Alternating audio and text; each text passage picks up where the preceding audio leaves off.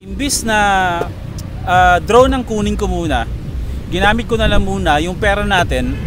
Ba't ko nasabing pera natin? Pera natin kasi maraming salamat kasi hindi nyo siniskip yung mga ads.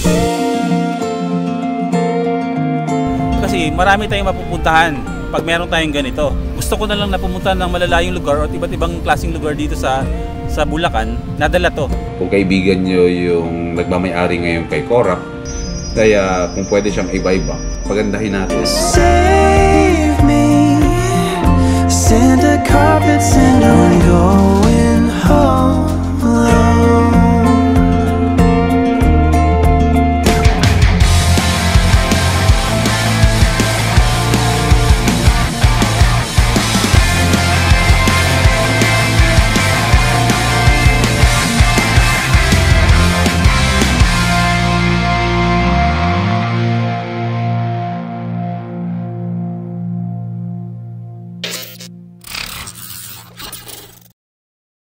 Ano, payag ka na?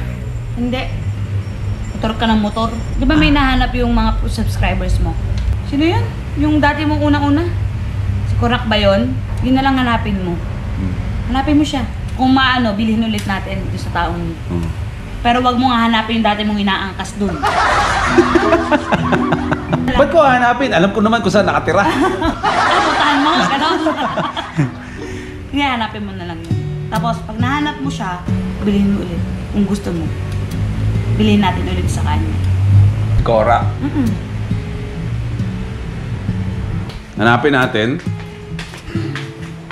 Magandang topic natin ngayong araw yan Sige, yan ang pag-usapan natin. Si Korak. Alam niyo ba na wala naman talaga akong balak na maging motovlogger? Wala sa isip ko na gusto ko mag-motovlog. Simula kasi nung nag-vlog ako dati, wala sa isipan ko yung motovlogging na yun. Tapos mismong pagkakataon na lang. Kumbaga, yung mismong panahon ang nagdala sa akin sa mundo ng pagmumotor. Yun nga yun. Kung aalalahanin ko, lahat yun ay nagsimula sa motor kong si Korak dati. Na ngayon ay wala na sa akin. Pero nababasa ko dati sa mga comment section, maraming nagtatanong kung nasa na ba daw si Korak. Kasi pag pinipicturean ko yung mga motor, ay kulang. Laging alam nila, sinasabi lagi nila, kulang yung mga motor mo, nasa si Korak. Nasa na. Sa mga hindi pa nakakaalam, ito yung itsura ng motor ko dati.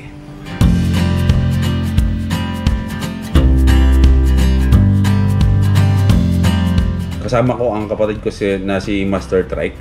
Nakita namin na naka-sale yan. Kumbaga, hila yan may totoong may-ari, tapos hindi na kaya ng bayaran. Binili namin ng walang abog-abog. Hindi nagtagal sa akin yung motor na yan. Nasira siya. Ilang beses akong tinirik ng motor.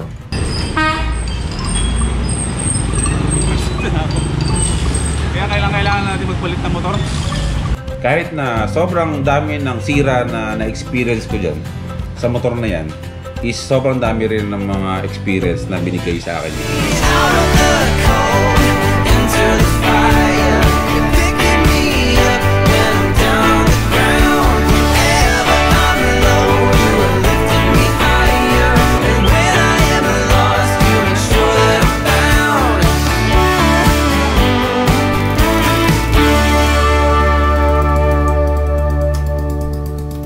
Sa mga gala, sa mga tirik-tirik namin ng motor na yan.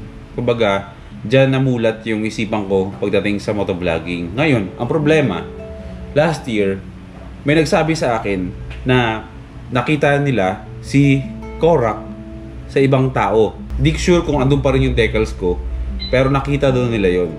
Kung nanonood ka man sa akin, ay baka pwedeng iba-iba yung motor. Pero kung hindi ka man papayag na iba-iba ko si Korak, ay siguro mas maganda. Para may ala-ala lang ba tayo, mas maganda siguro kung kaibigan nyo yung nagmamayari ngayon kay Korak. Wasak kasi yan yung likuran niya nung nawala na siya sa akin. Kaya kung pwede siyang iba-iba, pagandahin natin. Or kung hindi, maghahanap tayo ngayon kung meron pa bang available na yellow-green na binibenta or kahit hila, karoon lang ba ng alaala tayo sa motor na yun yung nagsimula, yun yung pinagsimulan ng lahat-lahat ng ito. Kung aalalahanin ko, ito yung mga humble beginnings pa ni Boy First Time na sa isang siraing motor, sa isang maliit na motor, ang dami kong dyan nagsimula yung pangarap pagdating sa pagbabiyahe. Sinabi ko doon na hindi ako patol sa brand new, pero ngayon yung mga motor ay na dumating sa akin ay puro brand new yung nabili. Isipin mo yung ginawa nung motor na yon sa ngayon na parang basta ang dami nagbago, di ba? Kaya parang para sa akin, isang may utang na loob ako sa motor na to. Kung hindi ko man siya makita, at least gumawa tayo ng isang Korak ulit na at least isang alaala ba na pag nakita ko siya, dito nagsimula ang lahat. Lalabas tayo.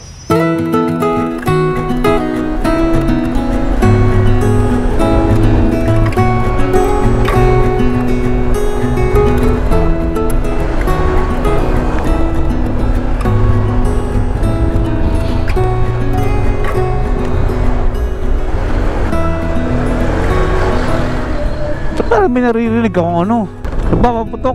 Ano nga tawag doon? Quitis. Tapos na ang New Year. Do you recall when we were young, running from all things at once, without thinking twice? And I knew it would catch up, and that we would be the ones left behind. Actually, galing na ako sa bahay.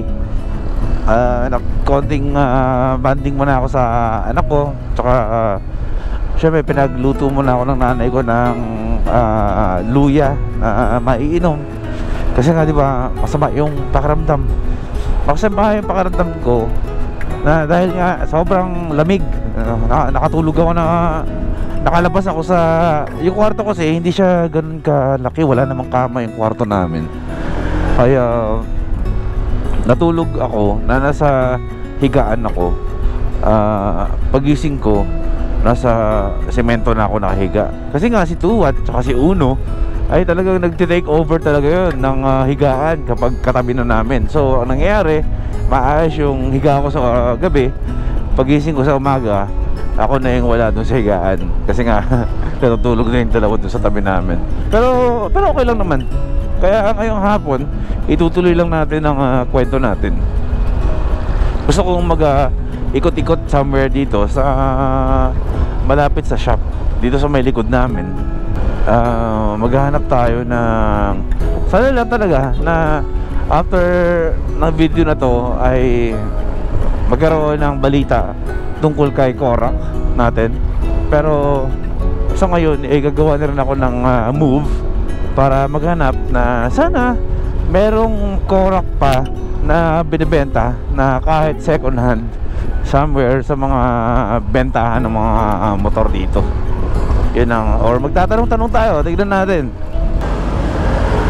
Grabe itong ginagawa natin. Para siyang relasyon na sinayang mo na gusto mong maibalik ulit. Gusto mong ma-win back ulit yung taong sinayang mo. Hugot ang boat. Saan tayo? Dito kaya muna? Pwede ba ito dito? Baka meron, magtanong-tanong tayo.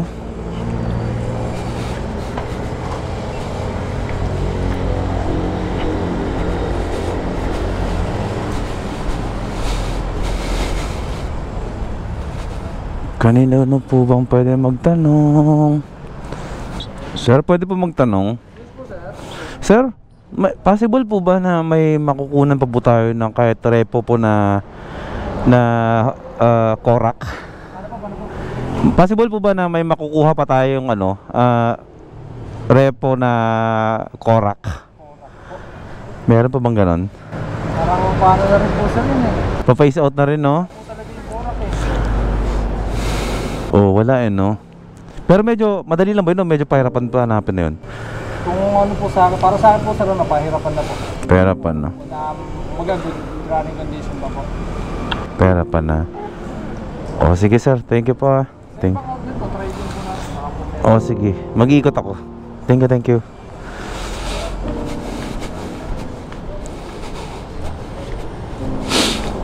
Patay. Yun lang, challenge natin.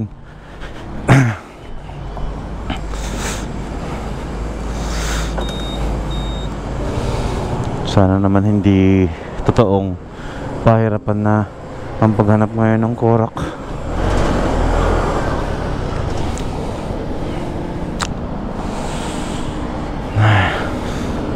Saan pa kaya?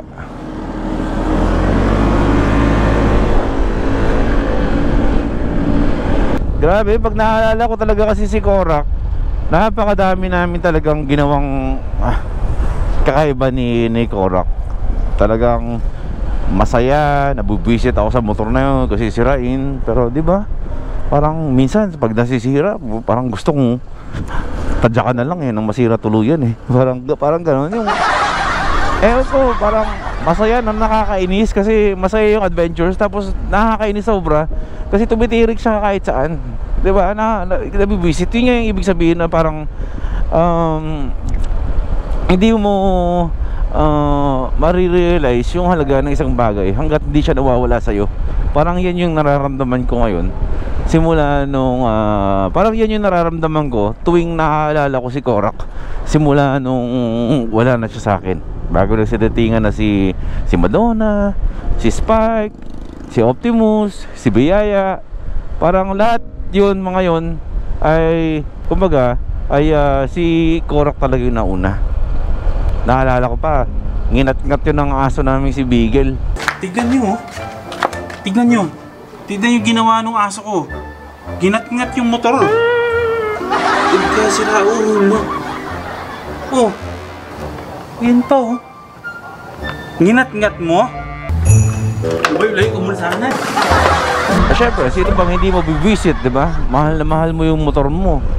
Tapos pagising mo sa umaga, makita mo, oh, luray-luray na yung motor mo kasi nginat-ngat na ng aso mo, di ba? Simula bukas, ha?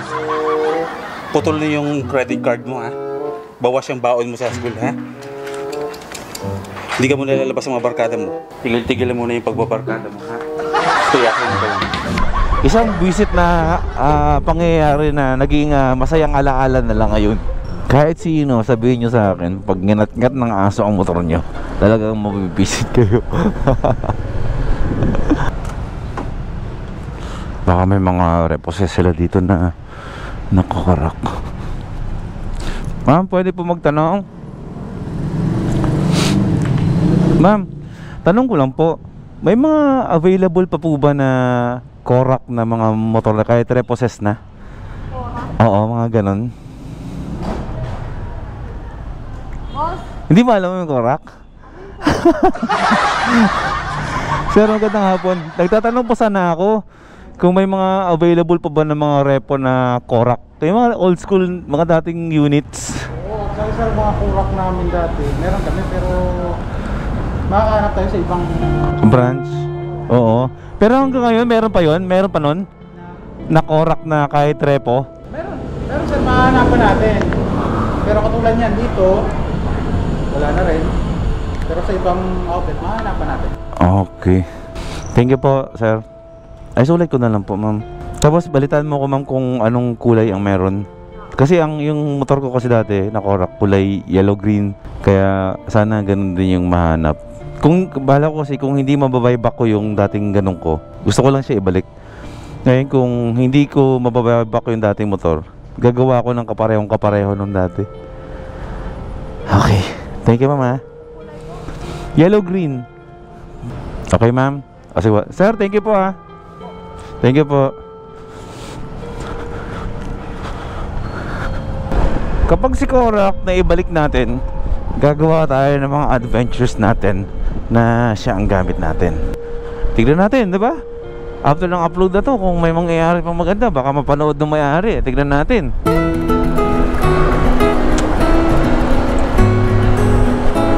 Grabe no, parang sinasabi ko nga kanina no, na parang naghahanap ka sa taong nawala sa'yo. Parang ganyan. Na parang gagawa ka ng paraan para makita mo siya ulit. Kasi parang ako, nanginayang ako na wala na siya. Tapos bisit ako sa motor na yun dati, kaya ako siya binenta na lang. Pero isipin nyo, parang kung tao si Korak, siguro ang saya na niya dun sa bago nagmamay-ari sa kanya. Takti no, parang love life ha. Ngayon, kapag nakita natin si Korak at nakita nating masaya silang dalawa dun sa bago niyang amo, ano nakabili sa kanya, ang tanong, bibilhin pa ba natin siya sa kanya o hahayaan na lang natin siyang maging masaya? Aba, takpe. Tignan natin. Pero kung makita mo to ng nagmamay-ari na kay Korak at kung anong desisyon niya, kung gusto niya talaga i-keep si Korak, it's okay. Siguro kahit magpa-picture na lang ako dun kay Korak, sapat na. Hindi ko na itutuloy yung paghanap ng panibagong Korak na kahawig niya. Picture na lang siguro, pwede. Pero kapag hindi talaga nagparamdam o hindi man umabot sa may-ari ng Korak itong video na to, ay siguro maghahanap tayo ng panibagong Korak na kahawig nung Korak natin dati. Tapos i-display ko lang siya sa loob ng first time moto para merong kwento na dahil sa motor na to naging motovlogger si Boy first time. Nang dahil sa Korak na yan, dyan siya nagsimula mangarap. Yan yung motor niya na tipid siya na mga panahong sahod niya pinagkakasya lang niya sa mga pangangailangan niya sa araw-araw. At kapag nangyari yon, aalagaan natin si Korak, papagandahin natin, papakintabi natin, pagagandahin, ipapakondisyon, at ikikip na natin siya forever sa atin. Sana magsilbing aral din itong sinasabi ko na to. Nagsasabi ako ng double meaning dito. Dapat kapag nagsasalita ako, dapat marunong kayong mag-read between the lines. Kasi minsan puro ako kalokohan, pero kung iintindihin mo talaga yung sinasabi ko, meron niyang laman kahit joke lang. Life is good mga first timers. See you tomorrow sa next vlog. Good night.